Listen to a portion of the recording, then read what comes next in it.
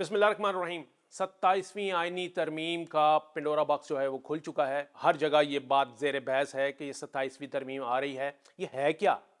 पहले तो इसकी कुछ अहम सेलिएंट फीचर्स जो हैं, अहम नकात, उसके ऊपर बात करते हैं और उसके ऊपर उसको एलोबरेट करेंगे कि इसका इम्पैक्ट क्या होगा।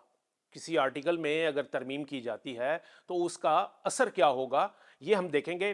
पहला मामला है जी, आर्टिकल 243 को अमेंड करना है। इसके हवाले से बिलावल भुट्टो साहब ने गुज़िश्ता रोज़ ट्वीट की थी और सिर्फ इस एक आर्टिकल का बाकायदा नंबर लेकर जिक्र किया था कि इस आर्टिकल में तरमीम होगी। ये आर्टिकल पहले है क्या मौजूदा हालत में? तो ये कहता है आर्टिकल कि जी जितनी अफवाज पाकिस्तान हैं उनके सुप्रीम कमांडर जो हैं वो सदर मुमलिकत होंगे, और इसमें जो फोर्सेस के चीफ हैं यानी chief of army staff, chief of naval staff, chief of air staff, उनकी तकररी का तरीक़ाकार इसमें वज़ा किया गया है।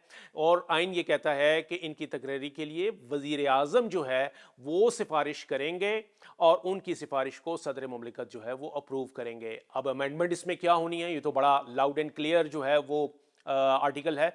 अमेंडमेंट इसमें ये हो सकती है जनाब कि इसमें जो इदारा जाती रोल है यानी इंस्टीट्यूशनल रोल है उसको बढ़ाया जाएगा।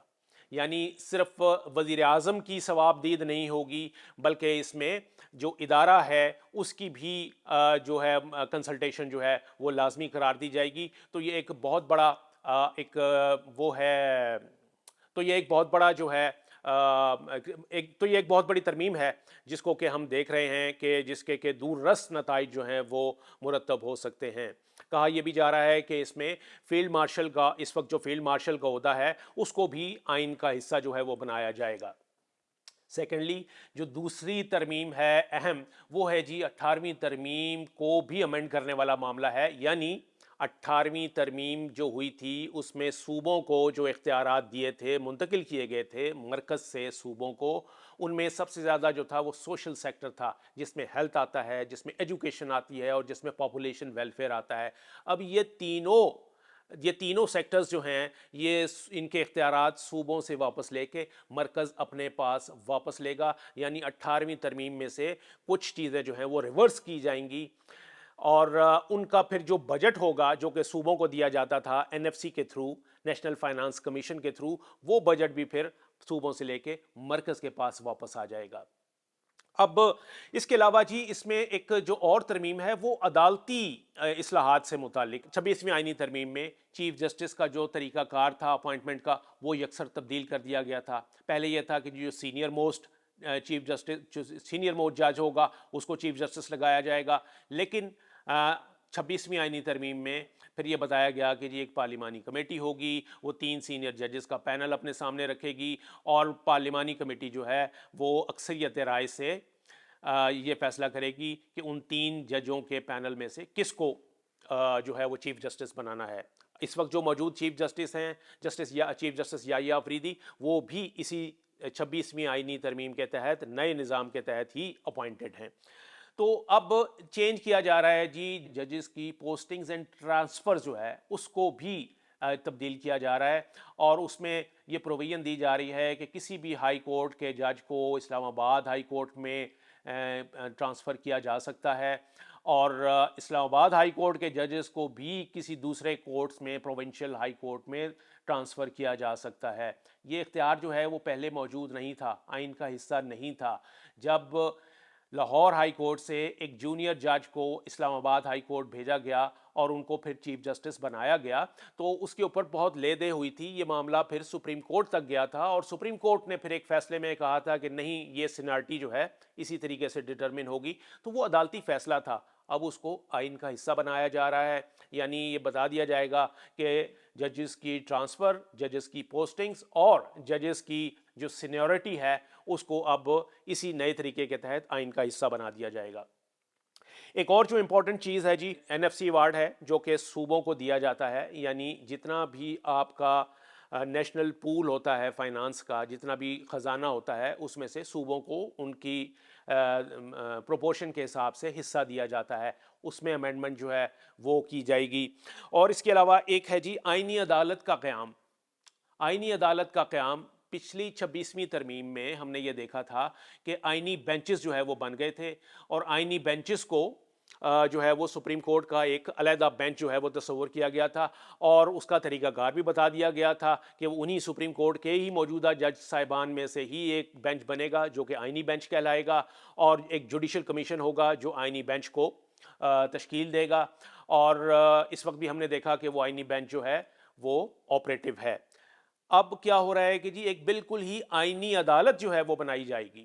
27ویں ترمیم میں یہ کہا جا رہا ہے کہ اب ایک نئی آئینی عدالت بنے گی جس کا ایک علیحدہ سے چیف جسٹس ہوگا، اور وہ آئینی عدالت جو ہے جتنے آئینی مقدمات ہیں وہ اس عدالت میں سنے جائیں گے، وہ وہیں پہ فائل ہوں گے۔ کوئی بھی آئینی مقدمہ جو ہے وہ اس علیحدہ عدالت میں ہوگا، اس کا چیف جسٹس آف پاکستان یا chief justice of supreme court سے اس کا تعلق نہیں ہوگا، وہ ایک انڈیپینڈنٹلی کام کرے گی آئینی عدالت۔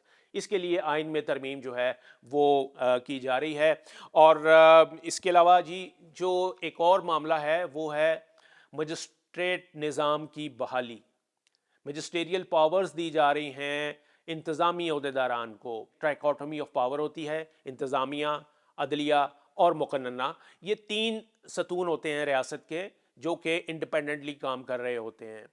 اس سسٹم میں یہ ہو رہا ہے کہ اب تجویز یہ دی جا رہی ہے کہ جو انتظامی افسران ہیں، یعنی جو ایک علاقے کا اسسٹنٹ کمشنر ہوتا ہے تحصیل کا، یا ضلع کا جو ڈپٹی کمشنر ہوتا ہے، ان کو مجسٹریٹ کی پاورز جو ہیں وہ دی جا رہی ہیں، یعنی ان کو عدالتی پاور جو ہیں، عدالتی اختیارات جو ہیں وہ دیے جا رہے ہیں۔ یہ سجیشن جو ہے وہ دی گئی ہے۔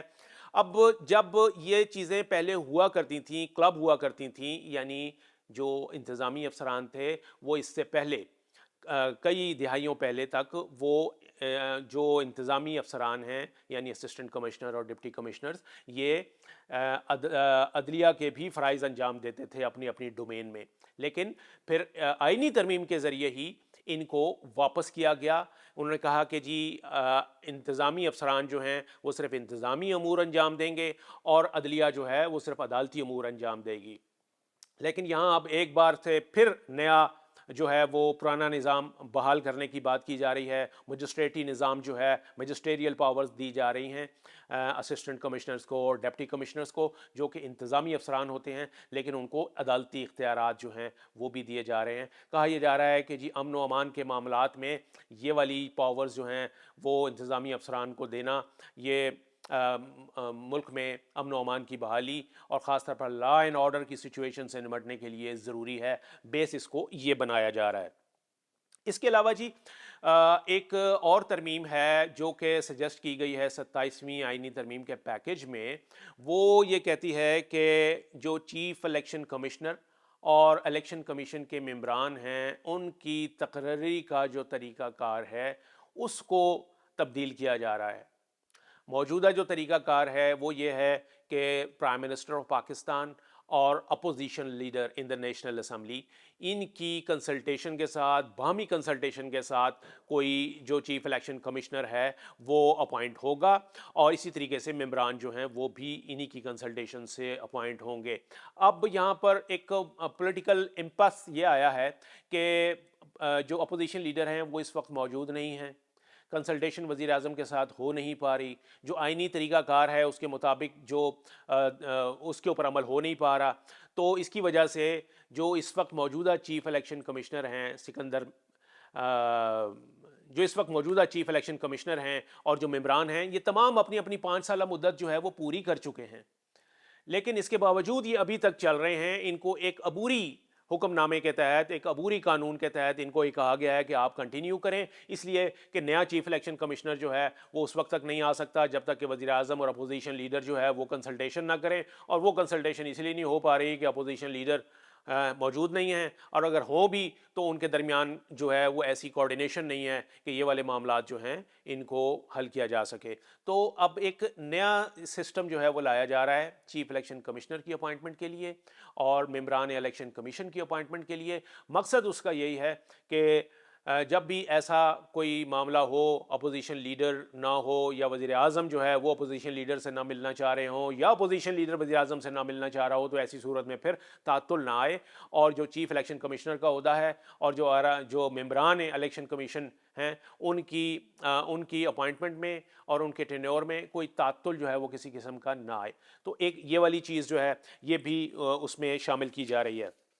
اس کے علاوہ کچھ اور ترامیم ہیں جس میں کہا جا رہا ہے کہ یہ بھی آئینی پیکج کا حصہ ہو سکتی ہیں۔ اس کی وجہ یہ ہے کہ 27ویں آئینی ترمیم جو ہے پورے ایک پیکج کی صورت میں آئے گی، اور اس پیکج میں بہت ساری چیزیں جو ہیں وہ شامل ہو سکتی ہیں جس کو کہ ابھی ایکسپوز بھی نہیں کیا گیا۔ تو اس میں کہا جا رہا ہے کہ جی کوئی نئے صوبوں سے متعلق بات بھی ہو سکتی ہے، نئے صوبے بنانے سے متعلق بھی کوئی آرٹیکل جو ہے وہ اس میں شامل کیا جا سکتا ہے، تاکہ یہ جو ایک نیا رائے عامہ جس طریقے سے ہموار کی جا رہی ہے نئے صوبوں کے لیے، اس کے اوپر بھی معاملات جو ہیں وہ آئینی اور قانون کے دائرے میں آ سکیں۔ تو یہ بنیادی چیزیں تھیں جی، اور ان کے دور رس امپیکٹ ہوتا ہے، اس کے دور رس نتائج جو ہیں وہ مرتب ہوتے ہیں۔ تو دیکھنا یہ ہے جی، بات اب چل پڑی ہے، ظاہر ہے بات نکلی ہے تو دور تلک جائے گی۔ اب دیکھنا یہ ہے کہ یہ منظور ہوتی ہے، اور منظور ہونے کے بعد اس کا امپیکٹ جو ہے وہ کیا ہوتا ہے۔ جیسے کہ میں ریپیٹ کر رہا ہوں کہ یہ وہ ترامیم ہیں جن کے دور رس نتائج مرتب ہونے ہیں۔